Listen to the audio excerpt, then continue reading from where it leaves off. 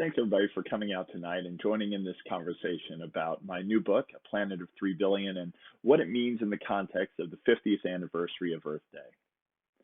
As we all know, 50 years ago, Earth Day was organized by Senator Gaylord Anton Nelson and a wide variety of folks that were concerned about the environment. It actually started much earlier than that. It was kind of an early culmination of activities that many people credit Rachel Carson and her path-breaking book, Silent Spring, with spurring an environmental movement. By the 1970s, there were folks concerned about all sorts of different things, whether it was air pollution or endocrine disruptors or, highways paving the planet. But at that moment, you actually had a lot of concern also around population. There were folks that understood that from 1900 to 1970, you had already had more than a doubling of the world population, from 1.6 billion to 3.7 billion. And in 1970, you actually had the President of the United States, Richard Nixon, create a commission that was focused on issues around runaway population growth, very concerned about what was going to happen in the last quarter of the 20th century. Well, that Earth Day, 50 years ago, as I said, you had 3.7 billion people. There was discussion of population as a major issue on how humanity is burdening our planet. But 50 years later, we again more than doubled our population to 7.7 billion in the face largely of silence on the issue of population. And that's something that we're going to hear a lot about tonight. Why the silence, and how can we understand the burden that humanity is putting on our planet well beyond climate change, and somehow actually talk about the issue of runaway population growth in the context of the fate of our planet and our species. So also about 50 years ago, 50 years last July, was our landing on the moon. And that gave us kind of this view of the planet from space. It was really the first time it kind of had catalyzed, thinking about our world as this blue marble, 70% oceans and this swirl of land. This was the predominant view that we were given in the last quarter of our century. This, of course, is the other view that we have of our planet from growing up in school with a globe, or maybe your parents gave you one for your bedroom.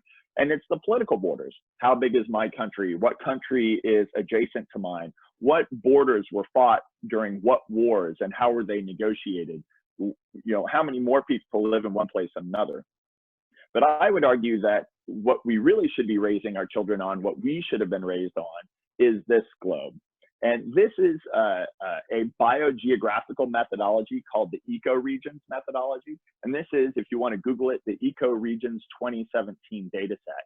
These are the unique ecosystems broken down into physical geographical regions that are comprised of unique constellations of plants and animals and terrain and climate and singular flows of water. These are the places that have an inherent kind of geographical integrity that once it's violated, they have very difficult time providing the ecosystem's goods and services that actually support us as a species. So I kind of give you this because I'm going to talk about the carrying capacity of the planet. What can the planet support? And that kind of begs the question, what planet are you talking about, or what worldview are you thinking of when you make that discussion and ask that question?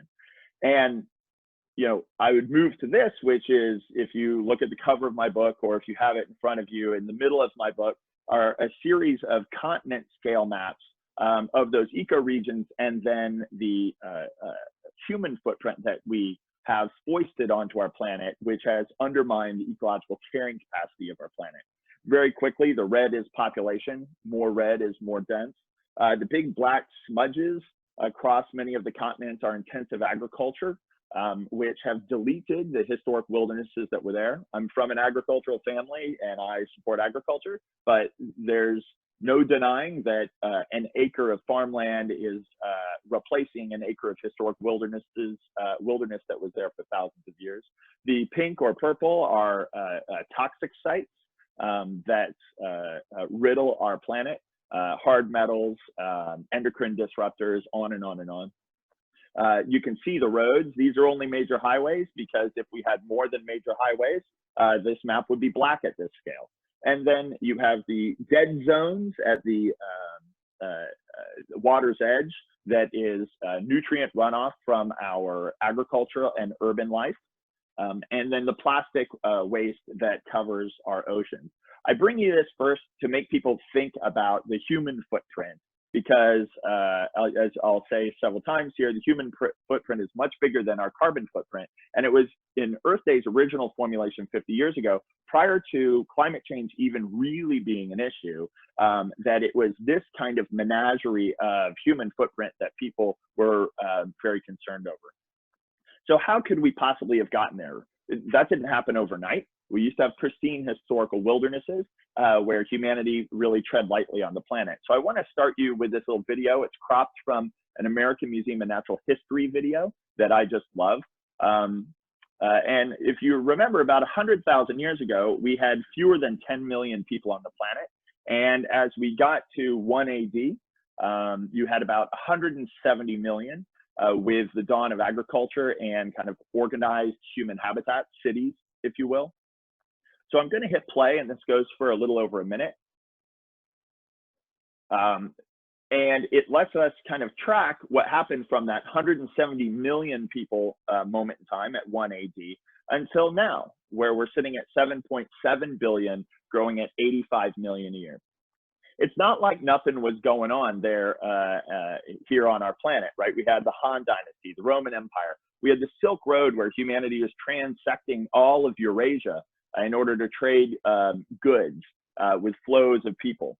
We had the Golden Age of India and all of the kind of conceptual growth from all of these different cultures that we read about as Columbia students. We read about it in many of our contemporary civilization classes and Lit Hum and things like that. But you'll see the population really didn't change much from 170 million to 200 and some odd million after 1,000 years. That we tread pretty lightly as a species on the planet for that additional 1,000 years. Well, we know at some point things kind of took off. So, when did that happen? Well, from 1,000 to about 1,300, yeah, we had modest growth. But as we all know, in 1,300, you had the Black Plague. I'm not going to make any COVID-19 references because it's not at that scale, one would hope. But you actually had a decline in the human population where it really didn't pick up again till 1,600. But somewhere around 1,700, things really took off. When I'm in the UK, I always like to say I like to blame the British, because we had the Industrial Revolution, we had the Agricultural Revolution, we had the Scientific Revolution, the introduction of more modern medical techniques, which made our ability as a species to thrive much easier. But from 1900 forward, or maybe a little before 1900, things really went off the rails. And I think, what I like to do at this point in the talk is ask all of you to ask yourself the question, when you were watching that, when do you think things kind of perhaps went off the rails? Some of you may be perfectly happy with everything you saw and think this is all good news curve, and that's great.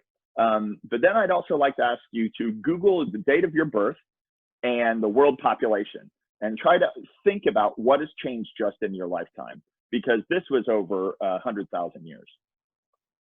So for those Columbians who are here, I like to point out that I really started this journey 25 years ago at the launch of the Earth Institute. I worked in the provost office for a gentleman named Michael Crow when Jonathan Cole was the provost. And Michael Crow kind of conceived of this Earth Institute concept as an interdisciplinary place where all these departments could come together and think about the big issues of the future and the fate of our planet. And at the inaugural lecture that was entitled, "How Many People Can the Earth Support?" Joel Cohen, who I believe still is a professor at Columbia and jointly with Rockefeller University, he asked the question, how many people can the Earth support? And back then, I thought that was the most profound and important question one could ask. But his answer actually didn't really give me much to deal with.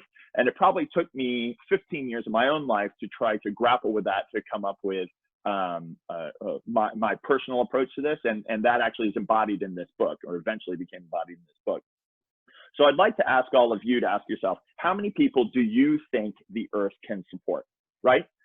Because, you know, it's a question that there is no taught answer. There's no particular class you would learn that in. There is no shared narrative, no basis of estimate that all of us have in global society to think that through. But I'd appreciate it if all of you would think, you know, do you think 7.7 is just fine and the Earth is dealing with it just fine? And if only, you know, we tweak the knobs a little bit on how we live our lives, 7.7 would be fine? Do you think the inevitable hit of 9 billion is fine, or 11 or 13? Or do you think the number is somewhere lower? I've kind of given you my answer in the title of my book. This is normally about the time where one of the really smart people in the class say, but Chris, you're clearly a Malthusian. You simply think that you know, we won't be able to feed all of the people that are coming about. That was proven wrong time and time again over the past couple centuries. Thomas Malthus didn't have it right. To which I would say, you're correct. Malthus was wrong. He was discussing a people problem, if you will, that turns out we didn't have. And we've actually been able to, over and over and over, prove that technology can actually feed our planet. And now, not necessarily without some challenges and not without actually having to deal with some big issues, but we've proven that technology and even modern economy can do this, albeit very unevenly. But I will say Malthus was wrong. This is also about the time when somebody says, but Chris, you're talking about population control. Depends what country I'm in, because if I'm in the UK, they have a long history kind of from a colonial past of talking about population control as a solution. Or people who say, we've done that, it didn't work. So other people will point out the Chinese one-child policy and point out that that didn't work and it shouldn't be something that we deal with. To which I would say, you're correct. Population control is wrong. And to the kids in the audience here, maybe you watched the Avengers, weirdly kind of came out not that far before my book. You'd say, Chris, you're advocating a Thanos solution where he snapped his fingers in order to wipe out half the world's population in order to, you know, relieve the stress on the planet, and also because he wasn't a nice guy. To which I'd also say, yes, Thanos was wrong. And I won't talk about the right approach yet. I'll get that into a minute. I'll just leave this little graphic to point out that there are strategies. They're known, they're well known, though perhaps not widely understood in the popular mind for bending the global population curve. But first, I want to talk about the human footprint. You saw my spinning globe kind of visualization of our burdening of the planet in a variety of ways.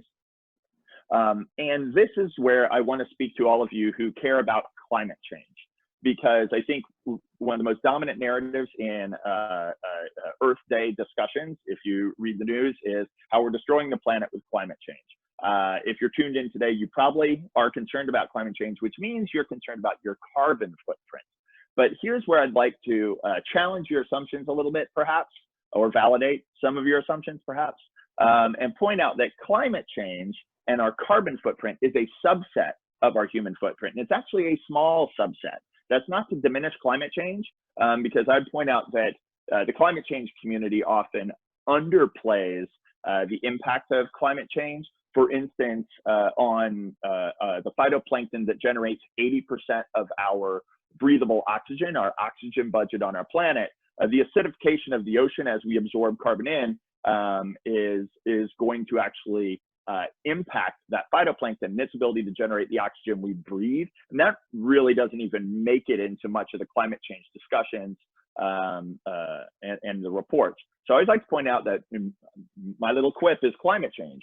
Twice as bad as you think it is, yet only 1/10 of the problem. And I'd love it if you'd kind of walk with me on this journey as I kind of talk this through.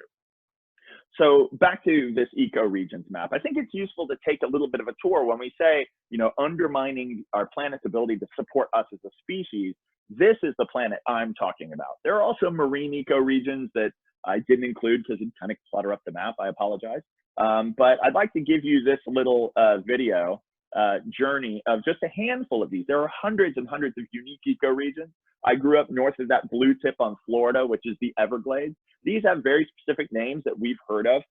And again, these are the unique constellations of flora, fauna, climate, terrain, water, etc. And once you annihilate one of these ecoregions or delete it, it is gone. And when we talk about species that are going extinct, they don't go extinct on the entire planet. Well, I mean, they do, but polar bears are not in the Kalahari, right? So the extinction of the polar bears is about the impact on the whole mix of things from atmosphere all the way down to the ocean and all of the land as it relates to that specific ecoregion.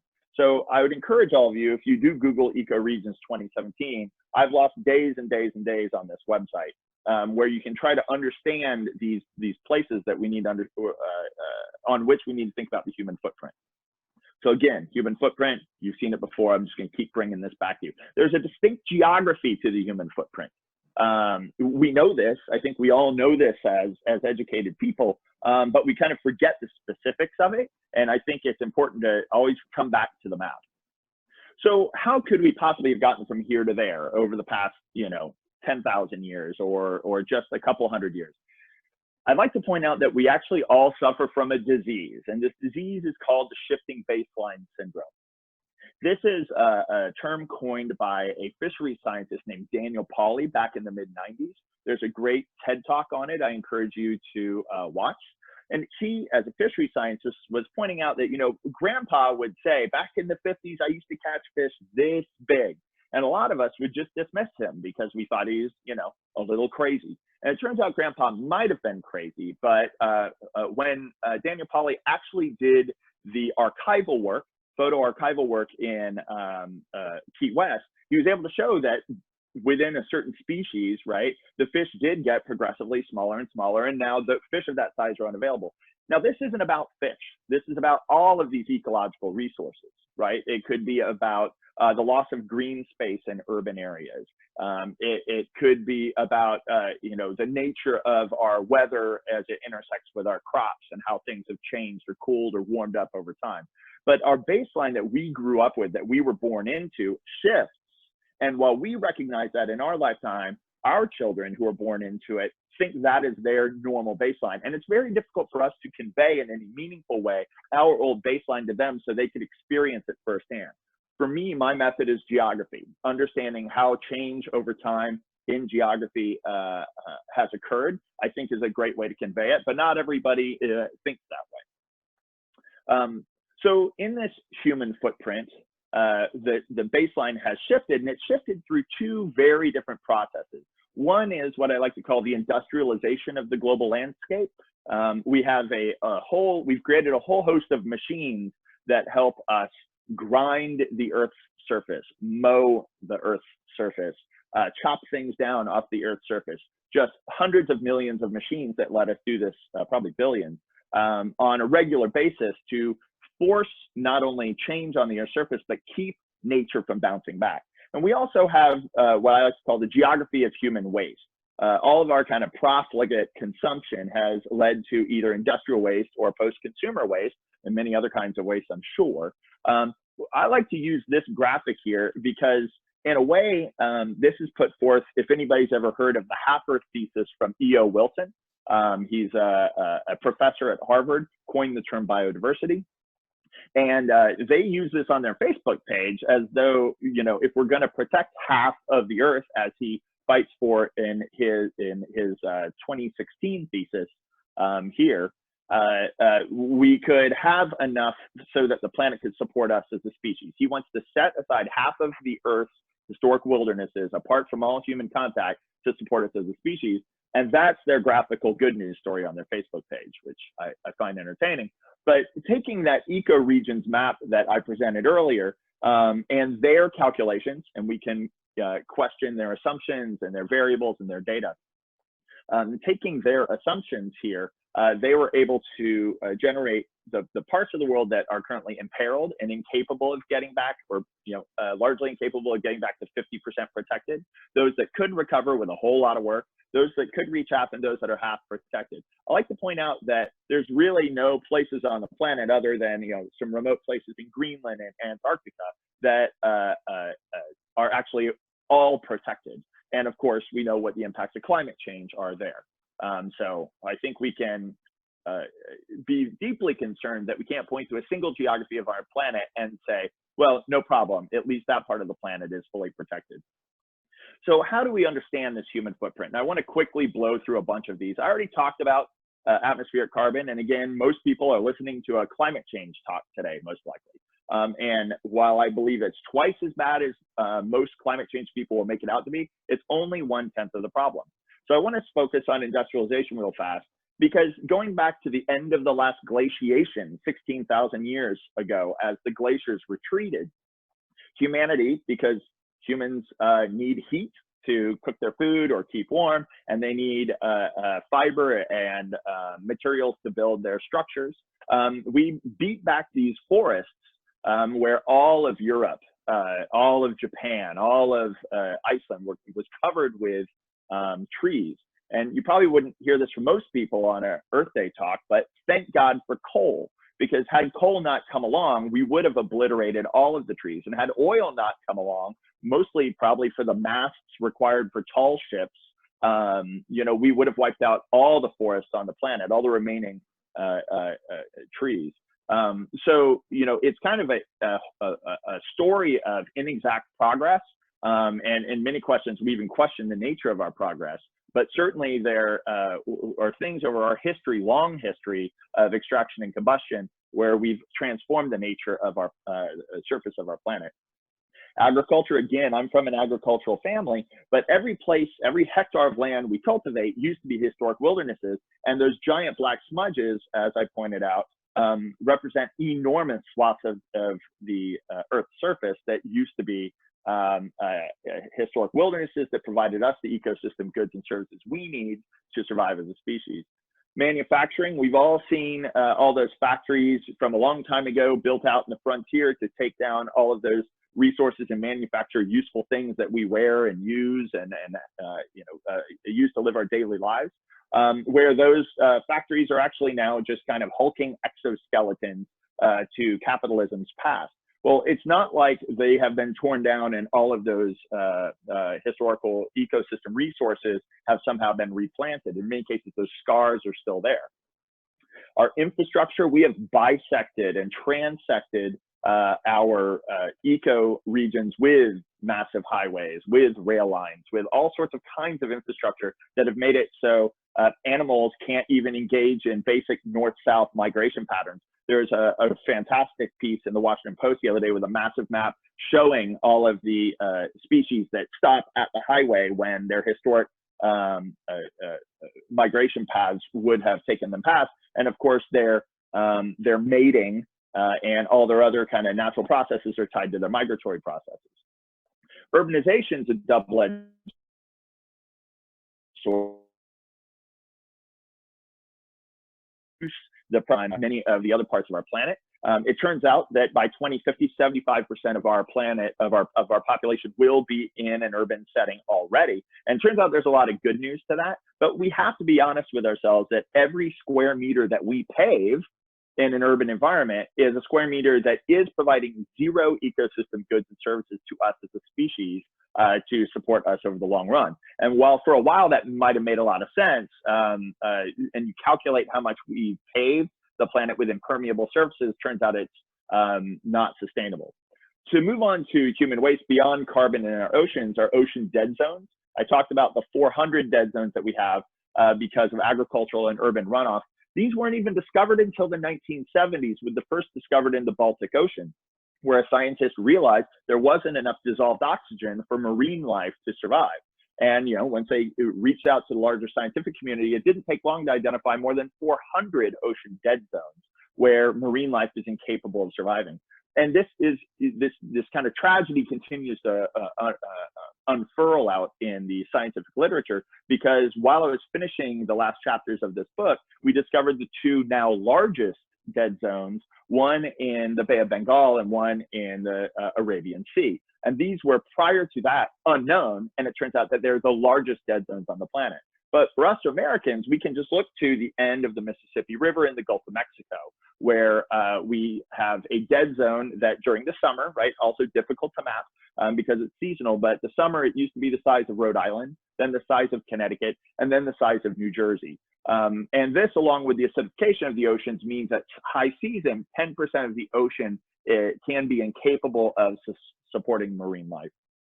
Persistent toxicity, I pointed out all those pink dots, and I just want to point out one specific thing. Rachel Carson, in her book Silent Spring, was focused on an endocrine disruptor. I think we all understand what an endocrine disruptor is. The endocrine system governs reproduction, development, and growth in all animals. She was pointing out that DDT actually was undermining crashing populations of like bald eagle and other species. She was pointing out this new thing, an endocrine disruptor, DDT, and it turns out these were born in the late 1800s of the physical chemistry revolution that fueled a lot of industry, and they were useful things. We created these chemicals, these purified metals, for very specific reasons that gave us progress. Unfortunately, we later found out that they undermine the ability of our bodies and those of animals to do what they need to do.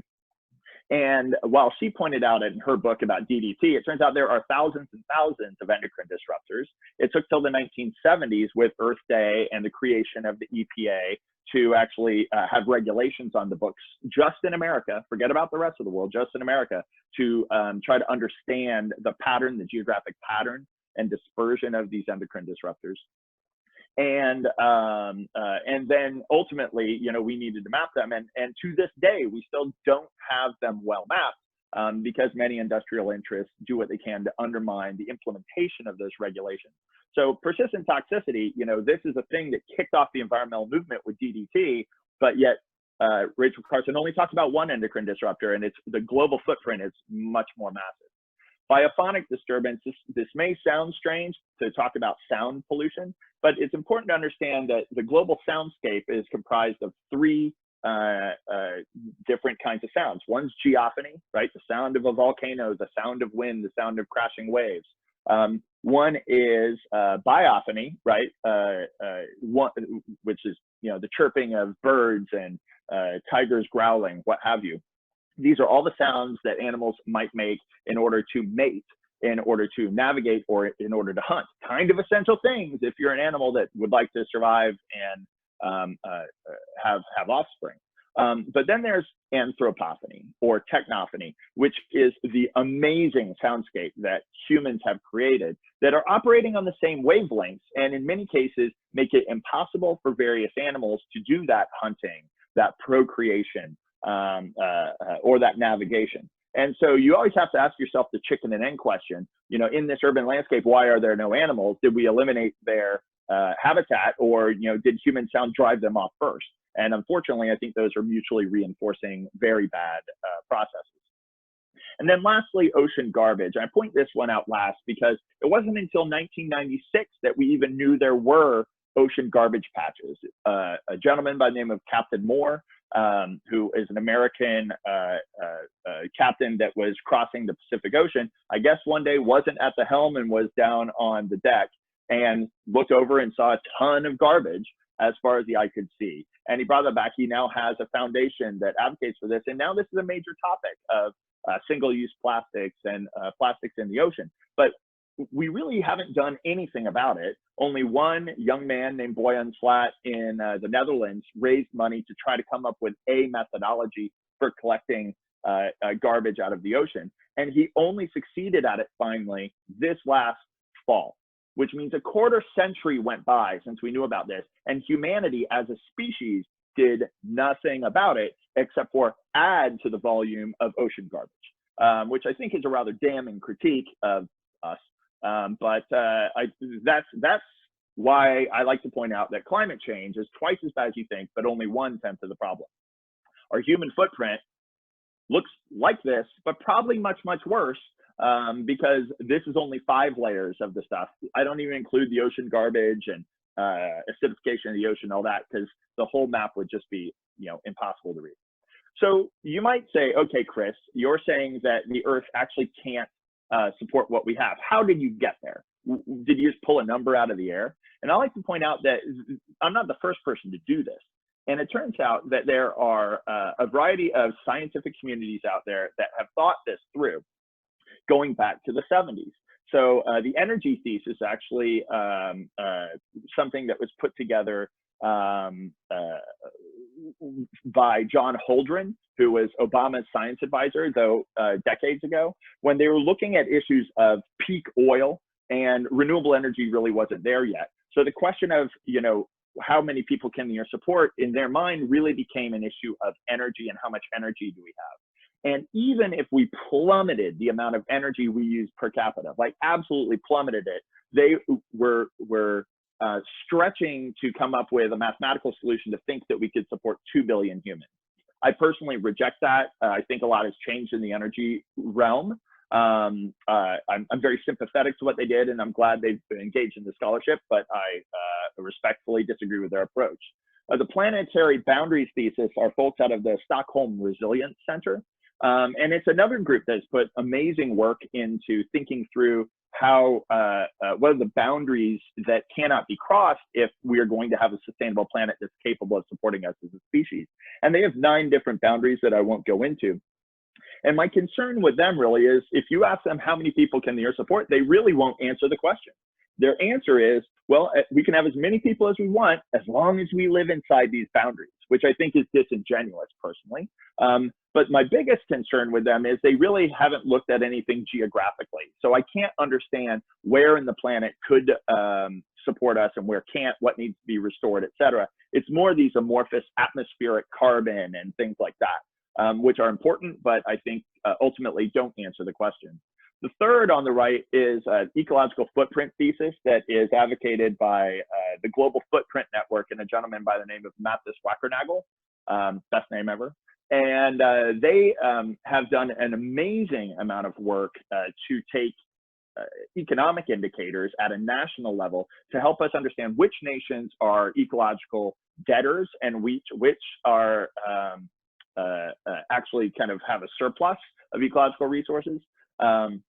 And they have put together a calculator so you can understand it at national scale. It is focused on atmospheric carbon and carbon footprint. So it actually ignores the other features of what I consider the human footprint, but it is expressly geographical, and I think that's hugely important. But there's others. With the dawn of satellite remote sensing and advanced geospatial techniques, Paul Sutton is the scholar I kind of highlight here, but he is part of a larger community of folks that have looked at, how do I understand the Earth at like 1 kilometer by 1 kilometer blocks from space to understand a wide variety of different forms of human footprint. They're focused more on the paving of the Earth's surface. And they come up with numbers, if you go back to Mathis with the ecological footprint and ask them, they don't want to answer it. But as a Swiss gentleman from Switzerland, he has a great article entitled, If We Were All Swiss. And if you do his reverse his math, it comes out as below 2 billion people using his methodology.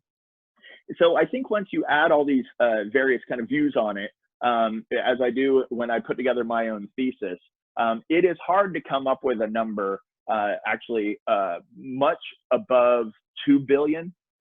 It's much more likely you'll end up at 1 billion. So in a way, my 3 billion estimate is a good news story. It's my worst case, best case scenario that if we engage in an enormous amount of technological innovation, if all of our friends at Columbia and MIT help, make us all carbon free and figure out how to deal with ocean plastics and on and on and on, we might be able to support 3 billion. And I think it's important to understand it's not just at that level, but the ecological debt that we have incurred as a species. So what can we do? And I'll just do this really quickly to go to Q&A. So at the end of my book, I provide a cookbook for global leaders and global citizens, and it's things that you can do. The first thing we all must do is bend the global population curve if you actually subscribe to my notion that we can only support 3 billion people.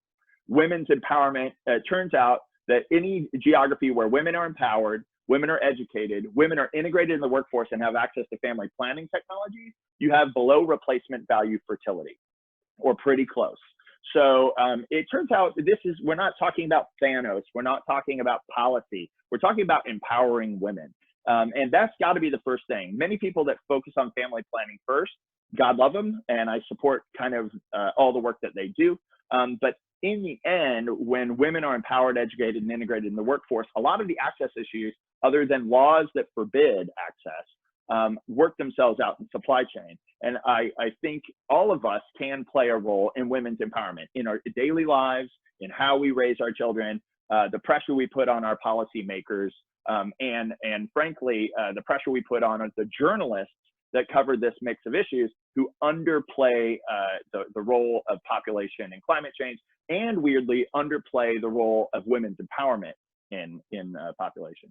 We need to reinvent how we think about economics for an era of degrowth. At some point, the population is going to plateau and decline. Hopefully, it's before we annihilate our planet's ecological resources. So once that happens, we need to rethink those concepts of economic concepts that we've been taught in macroeconomics back in college.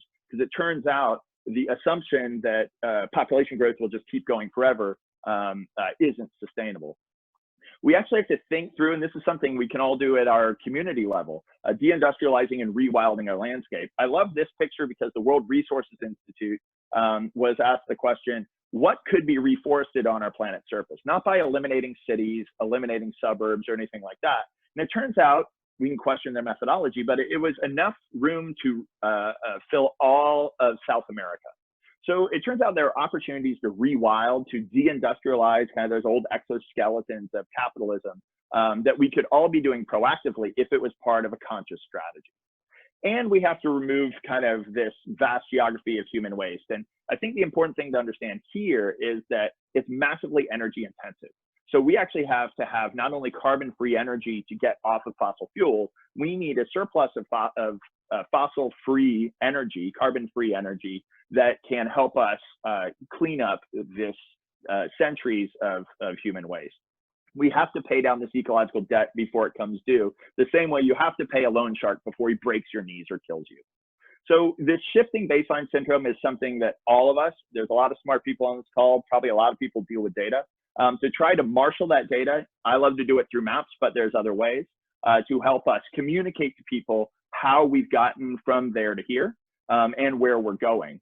And if we don't combat that, then we simply can't communicate it. But we have to ask everybody, everyone we know, how many people can they support? Weirdly, it's a great conversation starter at parties. So I'd encourage you, you don't have anything else to talk about, go there. It helps you actually learn a lot about your friends and family. So from this, I'd just like to thank all of you for your time on Earth Day, on a Wednesday evening away from your family. Hopefully it was a useful distraction during an era of COVID-19. And I look forward to your questions. Thanks, Chris. Appreciate it. Incredible talk. As for the instruction for the questions, let me just bring it.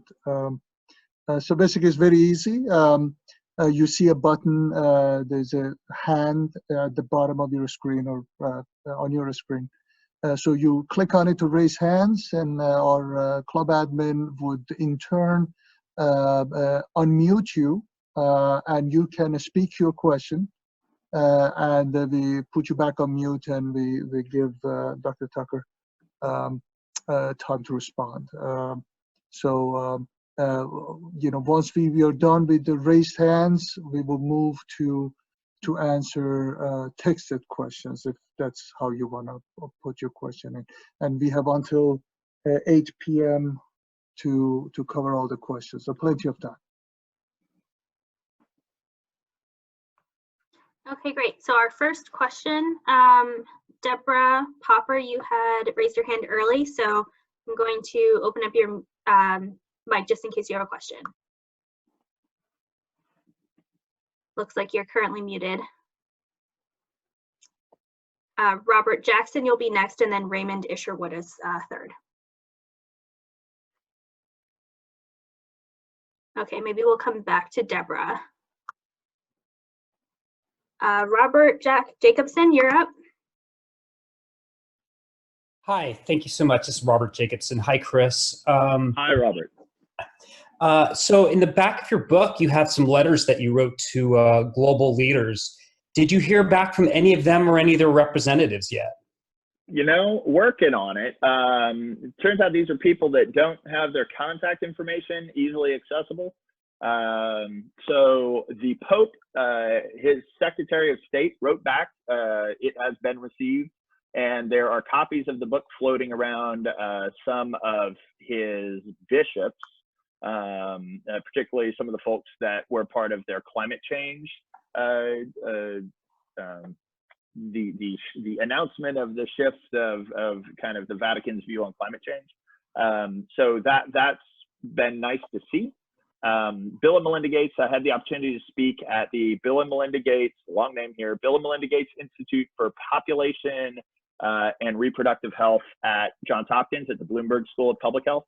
And so I know that beyond the copy that they have, another copy is en route with some I guess, I don't know if I'd call it an endorsement, but, you know, hopefully I can engage with the Gateses.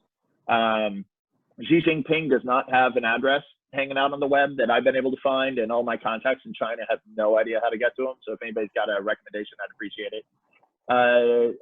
Jeff Bezos should have a copy because it went to the front office, but I'm thinking he's busy, and I have no idea whether I'll ever hear from him. So I think that covers them all. I was talking a little too much there. But ultimately, like, I'd really just like to hear from them. You know, have they ever asked themselves the question, how many people can the Earth support and what's their number? And if their answer is, nope, never thought about it, that would be useful feedback. If their answer was, you know, you're crazy, Chris, it's at least 12 billion. I just want to see their data and I want to see their math. And that's it. So if anybody knows how to get to all of them, let me know.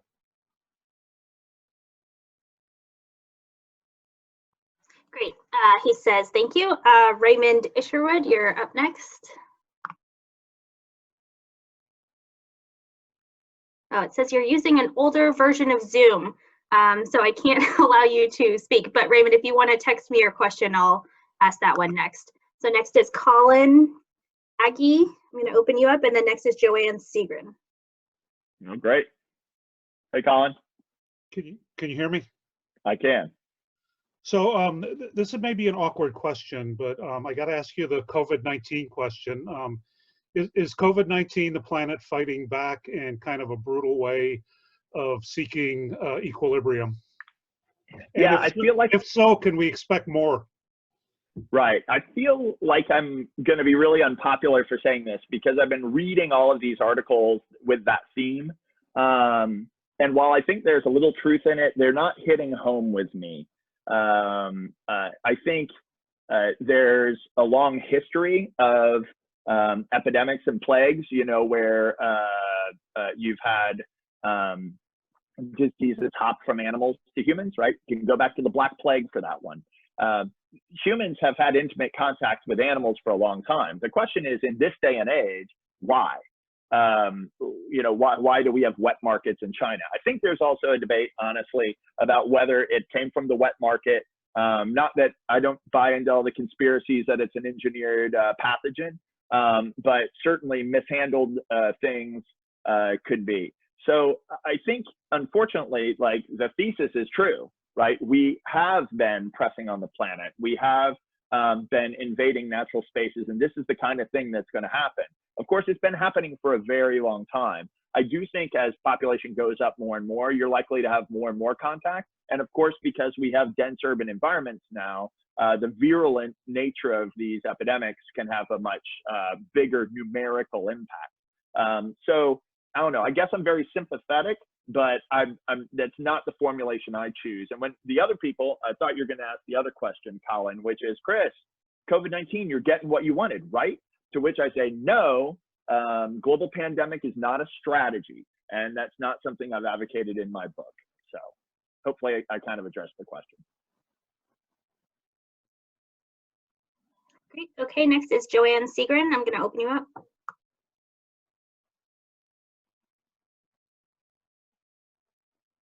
Joanne, you should be unmuted. Yeah, I'm unmuted. It's actually Joanne's husband, Scott Lang. We're sitting here together. Hi, Chris. Hi, how you doing, Scott? Good, great talk, great book.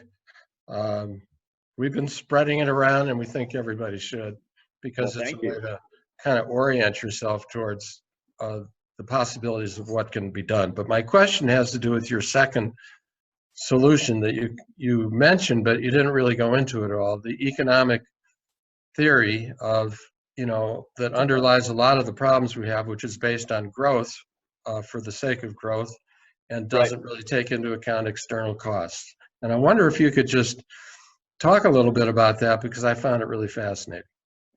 Sure. Yeah. And thanks for asking the question. I love talking about this stuff, and I could probably talk way too long on it. And for that, I apologize. There is actually a chapter in my book called Reinventing Economics for Degrowth, because again, population is going to go down whether we want it to or not, and whether it's too late or in time. And we're going to have to grapple with these issues of how to run a prosperous global economy while GDP, right, is actually declining year after year. I was actually just having an email exchange with somebody this morning about that, where he talked about the voracious nature, growth orientation of civilization. Period. It's inevitable if humans have to do it. To which I pointed out, well, Japan's population's declining, and Western economists are breathless in the New York Times about what are we going to do. And it's like, well, I mean, yes, there are difficult issues to navigate in their economy, as there are in every economy all the time, but they're actually declining by hundreds of thousands of people a year. And they seem to be able to do it while taking care of an aging population in a very humane, arguably much more humane than we do in America. And their growth of per capita GDP continues, even though their GDP itself may falter. But that kind of puts the lie to the notion of GDP being the number one factor, because it's driven by population growth. And we had that era post-World War II where it was capitalism versus communism. And, at Columbia, I studied under Richard R. Nelson. He's kind of the father of evolutionary economics, the economics of technical change, one of the premier growth economists of the 20th century. And that cultural project was important, because we had to figure out how to make capitalist economies work so that we didn't fall into the hands of communism. And even after communism fell and all you had left was capitalism, we just kind of mindlessly said, well, we need more growth, right? And it wasn't about individual well-being. It wasn't about per capita GDP. It wasn't about individual prosperity. It was about growth for growth's sake. And I think that's the big problem that we have to grapple with. In the same way it took them decades to understand really how to make the capitalist engine work and to have long-term reliable growth, it's going to take actually probably a couple decades to figure out how to successfully navigate an era of degrowth. And that's all I'm really advocating. Some people say we must degrow. I start with we're gonna. So we might want to do the intellectual heavy lifting to think through what that means. And so my chapter is really just a first shot at it. And I'm happy to take criticism over email or Twitter. Great. Okay, so we have a couple of questions in the Q&A chat. So the first one is from John Chris, and he says, is the land area that is reclaimable being reduced due to persistent poisoning, soil degradation, etc.?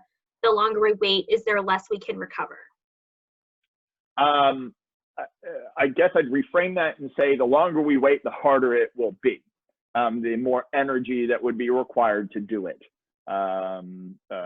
Yeah, there's less and less over time. If you have more EPA brown fields and you want to somehow turn that into a historic wilderness, obviously it's going to come with all of the environmental baggage that we've foisted on it over the past decades or century or so. So yeah, the longer we wait, the harder it gets, and the more energy, literally the number of kilowatts, the number of joules, whatever measure you want to use, that will have to be expended to do it. So when we talk about, right now the planet uses 18 terawatts a year, and in the future with 9 billion people, more energy intensive, we're going to maybe need, 40 terawatts a year. I would argue to buy down that ecological debt, probably going to need another 40 terawatts just to unwind all the, microplastics in the ocean, right? the ocean's pretty damn big, and think about running that water pump and that filter for God knows how long, right? So the amount of energy and effort that we'll do it will only become bigger as we move forward in time. And that's where, you know, I'm trying to let people understand we need to bend that curve now, because the more ecological debt that we incur as the curve keeps going up, just accumulates over time. I'm not sure if I answered the question, but hopefully I did. Great. Okay, and this one is from Rachel Mills. She says, do you also do an analysis of how long we have to get a sustainable 3 billion before the bills come due? Climate change analysis often includes a decarbonization curve that keeps us under the total carbon emission budget. So how fast must we depopulate? And is there any evidence for a mechanism by which we can actually do it outside of population control? Right. Well, I guess I'll answer the last first. Given the silence in most of the climate change community on the issue of population, and I will give an exception in just a minute, I guess they think, you know, we'll be fine without dealing with population. I think that's a head in the sand strategy. I was very heartened to see in November a group of scientists wrote an article in Bioscience that had 11,000 signatories from the scientific community. I actually met a dear person through that process, Phoebe Barnard. She might actually be on the call tonight, who is one of the authors there. And she's a conservation biologist who's been in Africa for the past 30 some odd years of her career, trying to deal with issues of conservation and dealing with indigenous populations. And so I'd like to think that we will start hearing from the climate community about this, because I think they're delusional or just giving in to the taboo right now. But let's set that aside. I like to point out that one of the big problems we're having, and the scientific community is having in communicating this, is none of this is a deterministic system. None of this is linear, right? These are nonlinear processes that are best, you know, modeled as some sort of stochastic mathematical thing for all the statistical nerds that are out there, mathematical nerds. So you can't just say, well, it's going to get to here, because all we do know is the more pressure we put on the planet, the more we burden its ability to support us, the more probable discontinuous change will be, the more extreme it will be, and the more frequent it will be. Okay, so everything could just be fine until 2100 at 11 billion and it just massive collapse, because you just don't know. But what we do know is that the likelihood, the probability, the size, magnitude, all these things is just going to increase the same way we talk about storms, right? Summer storms, hurricanes, they're just going to become bigger and more frequent, and their impact's going to be greater because of climate change. Same thing with all of these impacts and all of the burden we have. So I would like to think, and this is kind of my back of the envelope, because there really is no deterministic math on this, that we might be able to escape the Reaper at 9 billion if we can bring it down at 9 or so. Because if we could bring total fertility rate from what it is now at 2.4, I don't want to get into defining what total, go Google total fertility rate. The global total fertility rate right now is 2.4. I'm not saying tell generations to not have children. That's specifically what I'm not telling you. What I'm saying is if we brought it down from 2.4 to like 1.7, 2.4 to, you know, where Japan is right now, I believe they're at like 1.4, and Shinzo Abe wants to bring it up to 1.8 because he's a person that thinks they need to keep population steady.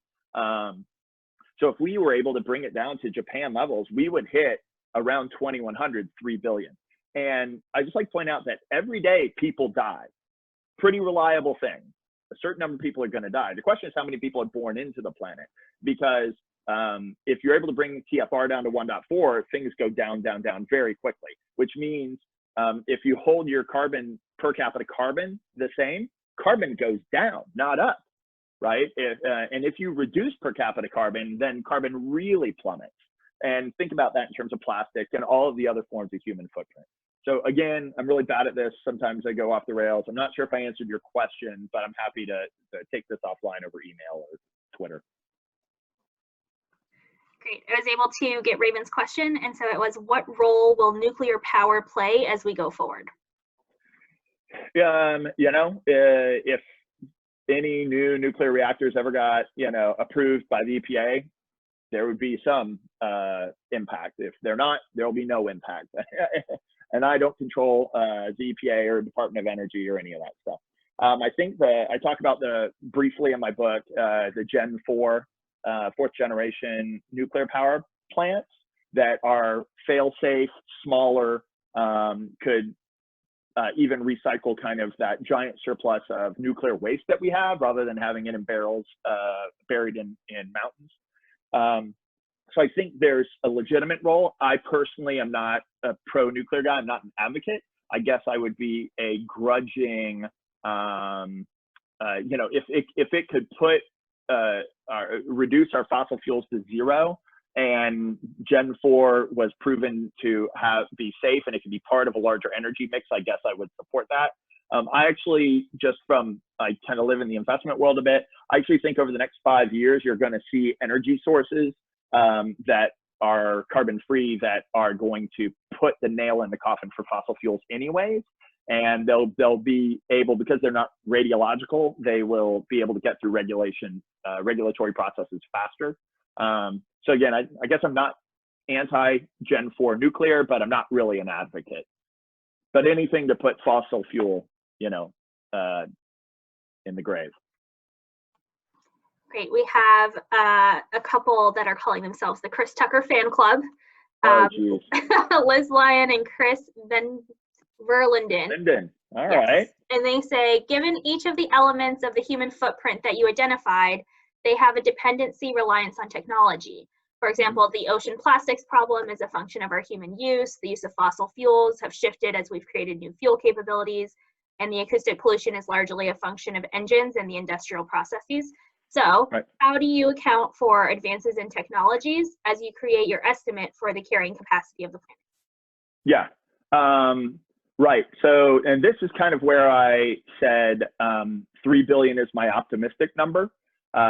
There's a lot of people, I'll tell you, the hardest hate mail I've gotten, and mostly I've gotten very positive responses from most people. The biggest hate mail I've gotten are from the people who think that I've lost my mind because I think that the planet can support more than 1 billion. And I'll tell you, there's a bunch of people that have done a bunch of math for a long time, and they're pretty confident. And my response is really, as a technological optimist, again, you know, thank God for coal, that helped us not deforest. Thank God for oil, because it helped us, you know, get rid of all the coal, not all, you know, a lot of the coal emissions, like in urban environments. That another one of those is going to happen, and it may not be perfect. People are complaining about the ecological footprint of solar. All human activity has a footprint, right? But I actually think there's a really good chance, again, things that are going to come down in the next few years, is that a nail will be put in the coffin of internal combustion, period, right? So it's not really anti-fossil fuel, it's just we're going to see internal combustion on its way out. It's not all going to be gone by 2030, but I think you're going to see it plummeting out because of the mix of renewable and storage and a bunch of other innovative things. So that's combustion. So I actually think it's possible to go carbon free by 2030, 2035, particularly if governments aren't in the way. Governments aren't legally making it so that technology and innovators could actually solve the problem. And there's a lot of that going on. A lot of bad people using levers of government to make sure that the future looks a lot like the past. Ocean, so that's combustion and fossil fuels. Ocean plastics, I'm just going to point out to my friends on the call here that Christopher Linden is a PhD oceanographer, and he knows more about ocean plastics than I do. But it's kind of, I actually talk about it akin to endocrine disruptors in the water. Like, I don't know if everybody's been reading all these articles, but there's a lot about how opioids are showing up in mussels and clams and whatever, because those are filtered. They're animals that filter water, and we're dropping endocrine disruptors into our waste stream. And when they go through city water treatment, that's a filter. It is not filtering out all of these other things, so they're going straight into the water, into rivers and lakes and oceans. So we're really drinking our own bathwater at this point, right?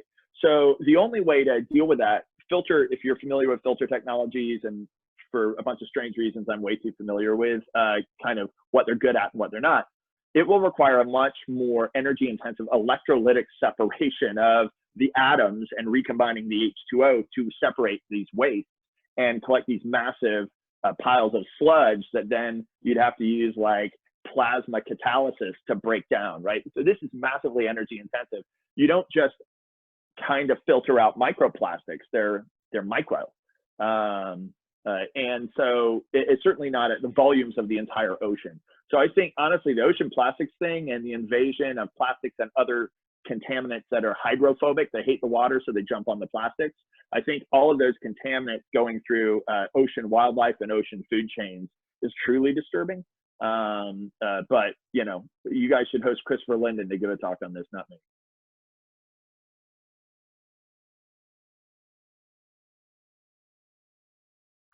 Sorry about that.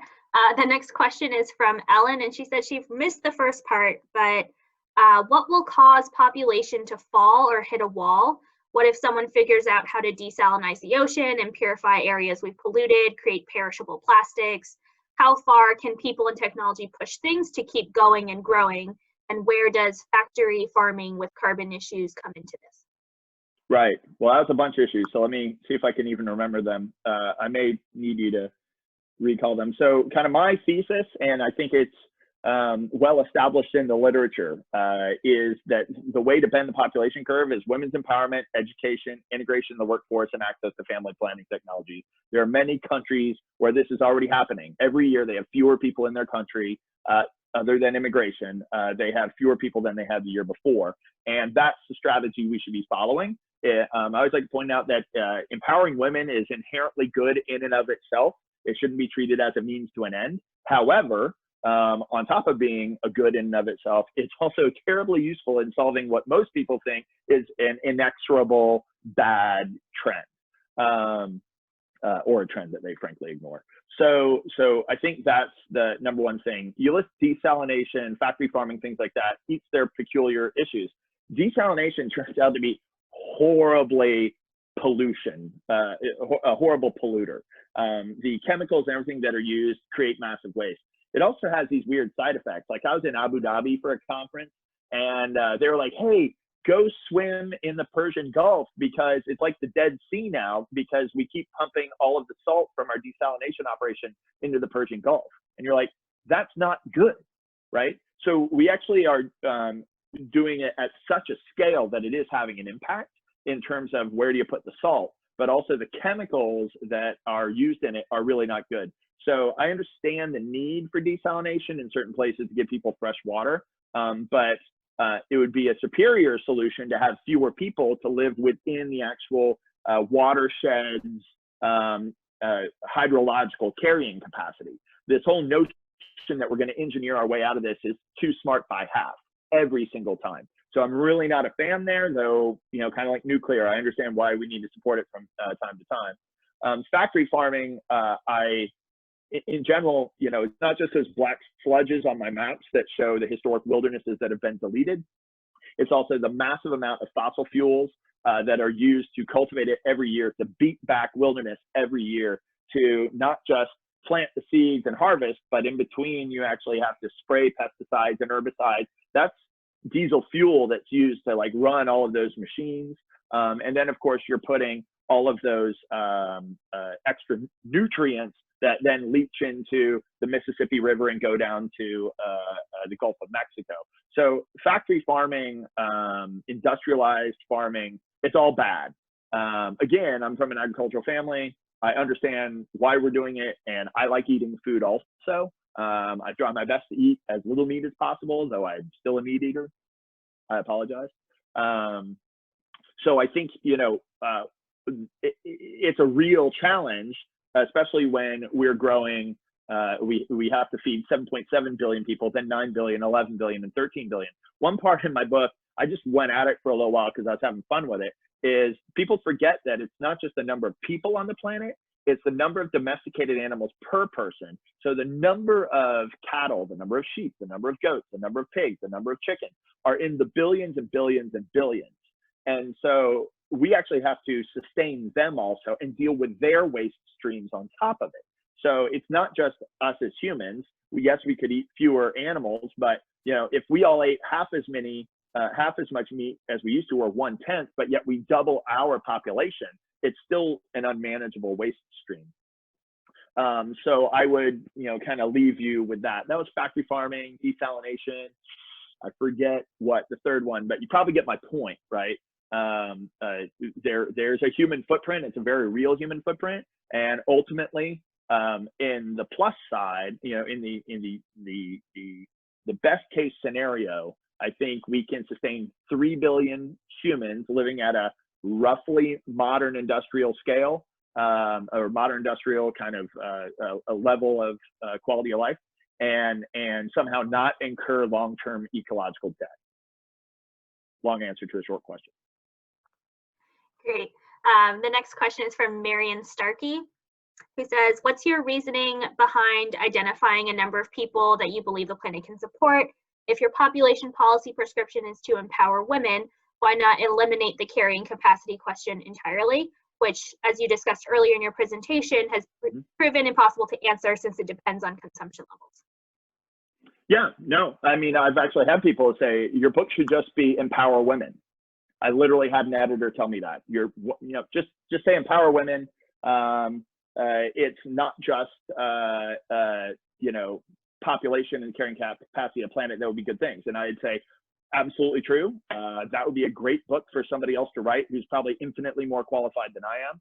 And I'll just kind of chalk it up to my personal intellectual quest, which again, from the beginning of my talk started 25 years ago, when I heard the question, how many people can the Earth support? So, I'm willing to admit to my blinders here, where that's the cultural project I started with. And, as I went through that kind of intellectual quest, it became apparent, and like, it's not even a discovery of mine. There's a well-established literature that points out that the empowerment, education, integration of the workforce of women is the solution to that. So yes, I would encourage anyone else to write that book. I will probably say nice things on the back of the book if somebody wanted me to, because that is a central thing that would make the planet a better place. I hope I answered the question.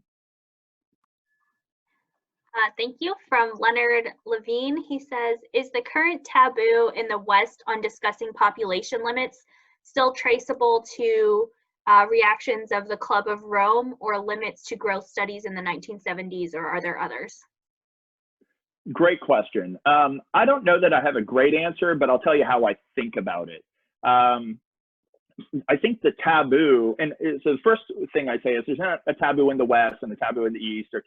Turns out there's many taboos related to population all over the world.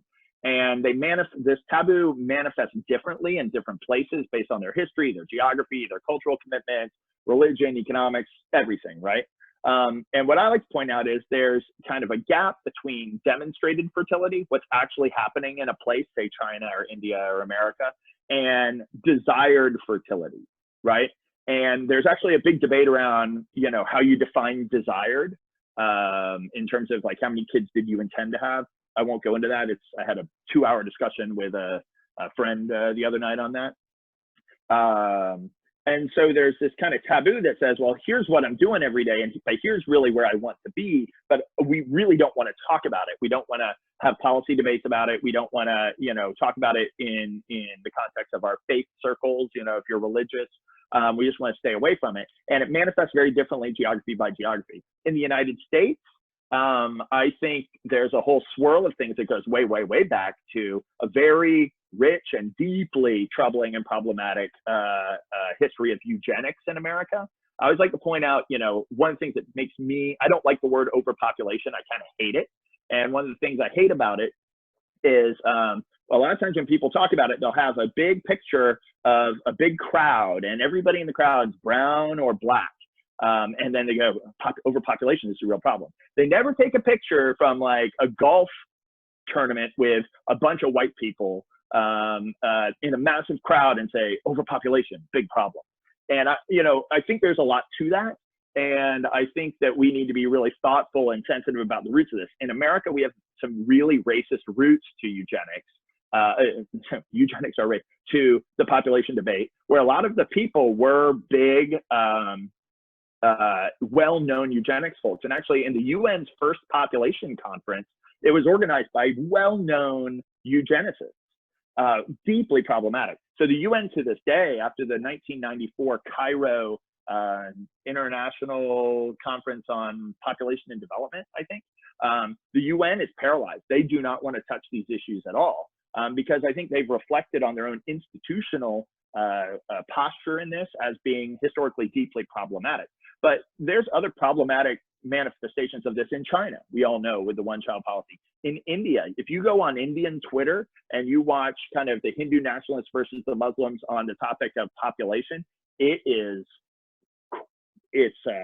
difficult to watch. It's problematic. And these are very different debates and histories than we have. So when I talk about while the solution is women's empowerment, the actual path to get there, it needs to be driven through a kind of what I call a mixed strategy ground game. We know what the components are that would be needed, but how you combine them to be successful in different regions is going to be different. So there's no one panacea that we can rely on. I don't even know if I answered the question. Sorry. We have one more question left, and it's still about 10-15 minutes. So if anybody else has questions, go ahead and type them into the Q&A. The last question we have so far is, will new technologies like AI, behavior changes post-COVID, and new uses of virtual reality change the limits for humanity? Well, I think it could really change fertility patterns. I mean, I think there's a whole bunch of people who could end up never having sex anymore if it's all virtual porn. I don't know, just made that up. But, I think there's probably more potential in AI changing like fertility behaviors than our general consumption. I mean, I haven't really seen a lot of good scholarship that says, we're going to take humans out of real life, physical life, and plug them into AI life or, virtual life, and suddenly their consumption, will drop. I think that's where people start, talking about the matrix. Is our future just pod people with feeding tubes, and we live, a low consumption life in a pod with a feeding tube while we experience an even more rich life than we do now? I don't go there. It's not a topic of my book. I don't really feel qualified to, pontificate on that. But I can certainly see where people are headed with that. And frankly, if people have, AI-based solutions that can help us avert ecological catastrophe, I'm all game to listen to them. I'll say that much. Okay, a couple last questions or thoughts. What are your thoughts on those who want to colonize Mars as a way out of this? And another statement from your fan club. What's the plan for the next book or your next thesis? What should we be thinking about next? That's Liz. Thanks, Liz. So yeah, I'll go back to, I think Robert raised my letters in the back of the book. And one of them, I do some work around space, more from a space remote sensing. And so there's a thing that we all call the space prom. It's the Goddard Space Dinner, happens every spring. I guess it's not happening this spring. And a couple of years ago, Jeff Bezos accepted on behalf of his company Blue Origin the big award, and he gave a speech. And I was probably only 30 feet away from him while he's giving a speech. And I reference this in my letter. He was talking about how humanity is destined to be a spacefaring species. And this is an amazing thing, because once we're freed from the resource constraints of the Earth, we can go forth and multiply, right? We could have trillions of humans across the galaxy, across the universe. And the reason, his punchline, or the punchline I took from it, the reason this is amazing is imagine how many Einsteins we would have if we had trillions of humans across the universe. My first response is, I don't think that's how genius works. I mean, frankly, And the other thing I'd say is, you know, how many people, if we gave Blue Origin a blank check and we gave SpaceX a blank check, how many people do we think we could get off the planet before population peaks? And my thesis is they'd be lucky to get like 1 million, maybe 10 million people off the planet by, you know, before the population peaks, let's say late this century, mid this century. So you